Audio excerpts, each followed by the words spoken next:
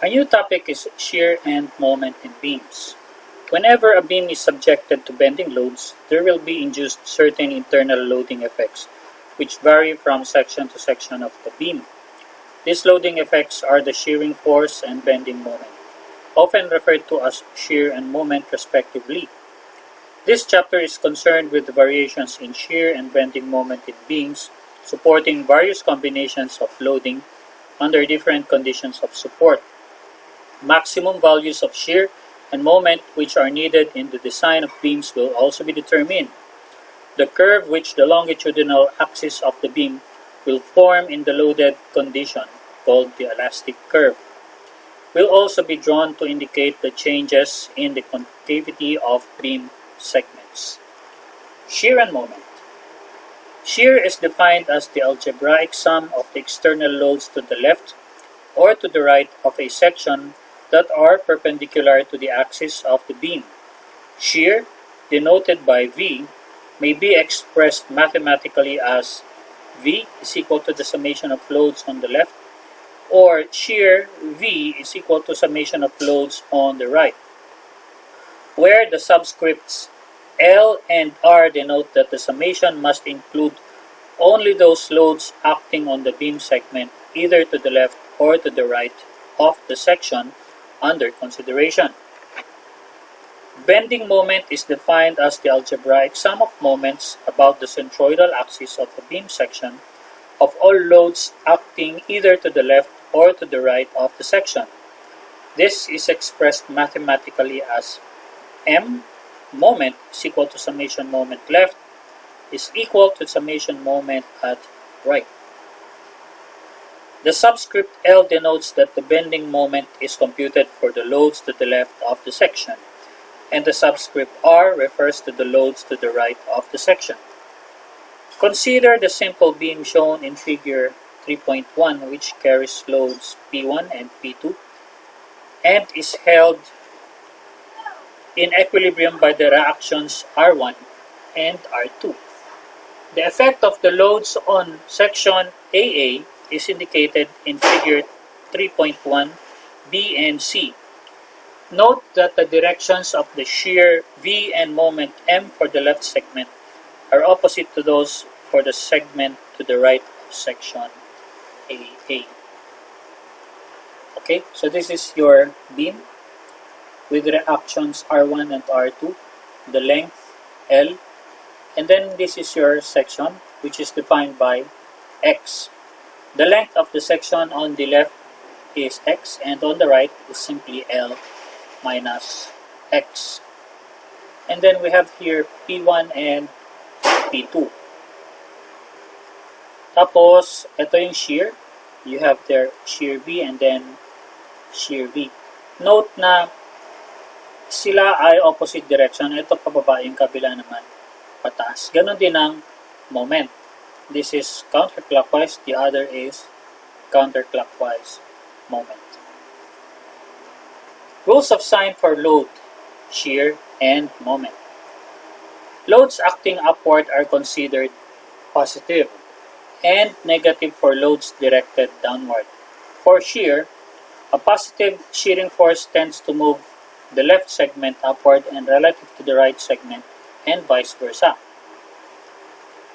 Bending moment is considered positive if it causes the beam to bend concave upward, as in figure 3.3a, negative otherwise as in B. Relations among loads, shear, and moment. To facilitate the construction of shear and moment diagrams without writing shear and moment equations, certain relations among loads, shears, and bending moments in any beam will be derived. These relations supplement the basic definitions of shear and moment. So we have here a beam with a beam of length dx, yan, and then this is the free body of the segment dx. Consider the beam in figure 3.4a, ito siya, which is assumed to support any general loading. Take a segment of the beam of length dx as free body. Since the length dx is infinitesimal, it may be assumed that the load on the segment is constant of intensity W kilonewton per meter, thereby producing the load W dx acting downward on the free body. The shear and moment acting on the left side of the segment are denoted by V and M respectively. For the right side, the shear and moment will change slightly in value to V plus dV and M plus dM respectively. Summing up vertical forces in figure 3.4b, we obtain ito siya, yung V na pataas, ito, positive V, and then yung W dx, this is downwards, kaya negative, minus, take note of this, yung pababa na direction na yan, its value is B plus dx, and minus siya, is equal to 0. Note that this is simply summation forces vertical is equal to 0. Okay, so V and negative V will cancel, so what is left is dV is equal to transpose negative W dx to the right. Okay, becomes this. Okay, so yung note na yung dV is negative. So pag transpose mo yun, magiging dV, positive dV is negative W dx. Or the rate of change of the shear at any section is the load per unit length of that section. Rate of change of shear, that is dV, okay, at any section dx. Equation 2 may also be interpreted as the slope of the shear diagram at any section is equal to the load at that section. The negative sign in front of W in equation 2 indicates that the shear is decreasing.